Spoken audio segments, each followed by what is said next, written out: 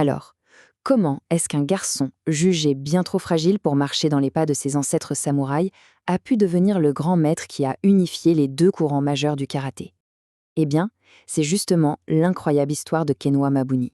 Oui, tout le parcours de Kenwa Mabuni commence là, avec cette contradiction assez frappante. Imaginez, il est né dans une lignée de guerriers absolument légendaires, mais lui, il était tout l'inverse, un enfant frêle, souvent malade. Alors on plonge dans cette histoire. On part pour Shuri, à Okinawa. C'est là que tout commence, le parcours de cet enfant fragile qui deviendra un maître. Donc pour bien situer, on parle de Kenwa Mabuni, né en 1889 à Shuri, Okinawa. Et pas n'importe qui, c'est le descendant de la 17e génération de la famille de samouraïs Onigosukini, une lignée de guerriers, rien que ça. Mais voilà, le petit Kenwa, lui, a une constitution fragile, il est souvent malade, on imagine la pression, il rêvait d'être à la hauteur de ses ancêtres, mais son corps semblait le trahir. C'est justement ce décalage qui va forger sa détermination. Et c'est à cet âge, à 13 ans seulement, que le tournant va s'opérer. Pour améliorer sa santé, on l'introduit aux arts martiaux. Et pas avec n'importe qui, il va être présenté au plus grand maître de sa ville. Une rencontre qui, littéralement, va changer le cours de sa vie. Ce maître, c'est Anko Itosu, une véritable légende du shurite, qu'on appelle aussi la main du palais. C'est un style de combat très direct, très puissant, typique d'Okinawa. Sous sa tutelle, le jeune Mabuni va commencer sa transformation. Il s'y consacre corps et âme, s'entraînant tous les jours, sans relâche, pour forger ce corps qui lui faisait défaut. Ok, donc il a un maître exceptionnel. Mais pour Mabuni, ce n'était que le début. Son destin, c'était de ne pas suivre une seule voie, mais bien d'en fusionner deux. Et ce qui est fascinant, c'est que c'est son propre maître, Itosu, qui le pousse à aller voir ailleurs, à approfondir ses connaissances. Il encourage à chercher un autre grand nom du karaté d'Okinawa. Et cette autre figure légendaire, c'est Kanryo Higashiona, un maître du Nahate. Et là, on est dans un tout autre univers. Le Nahate, c'est un style basé sur des techniques circulaires, puissantes, conçues pour le combat rapproché. Mabuni se retrouve donc avec un second mentor qui lui enseigne une approche radicalement différente. Il a maintenant accès aux deux piliers du karaté okinawayen. Voilà, c'est ça qui est clé. D'un côté, on a le shurite de Maître Itosu, direct, puissant, axé sur la longue distance. Et de l'autre, le Nahate de Maître Higashiona, des mouvements circulaires faits pour le corps à corps. Deux approches qui semblent opposées, mais que Mabuni va s'approprier. Il est littéralement au carrefour des deux plus grands courants de son art. Et une fois qu'il a maîtrisé ces deux systèmes, Mabuni se retrouve dans une position absolument unique. Il n'allait pas juste les préserver, il était sur le point de créer quelque chose de complètement nouveau. Faut bien comprendre qu'à ce stade, Mabuni est devenu une sorte d'encyclopédie vivante du karaté.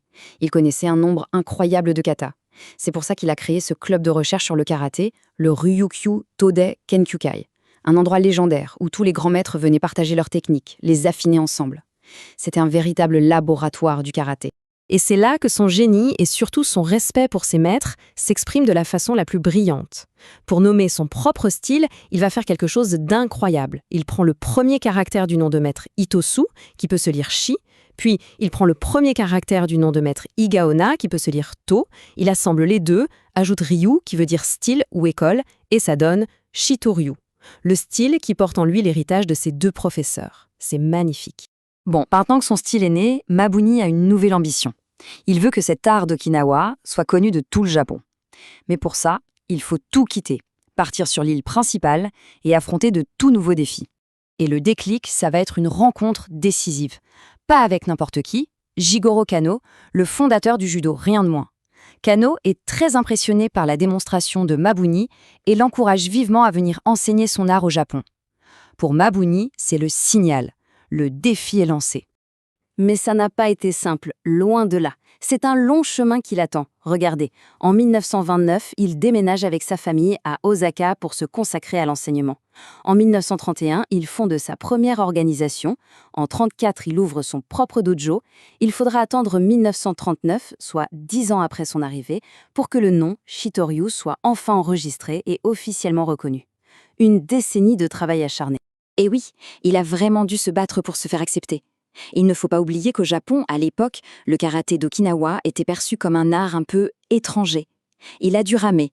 Il a donné des cours gratuits à la police, il a fait un nombre incalculable de démonstrations, tout ça pour populariser son art et prouver sa valeur. Et tout ce travail, tout ce dévouement a fini par payer. Mabuni a réussi à bâtir un héritage mondial, un héritage qui allait bien au-delà de sa propre vie.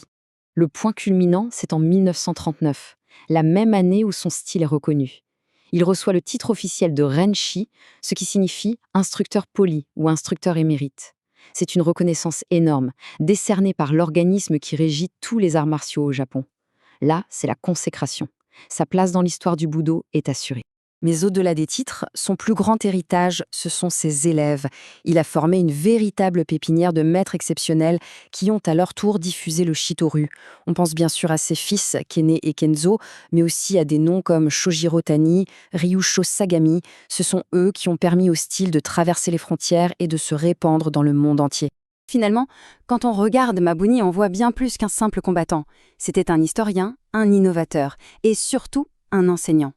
Quelqu'un qui était profondément dévoué au partage du savoir, avec une honnêteté et une intégrité totale.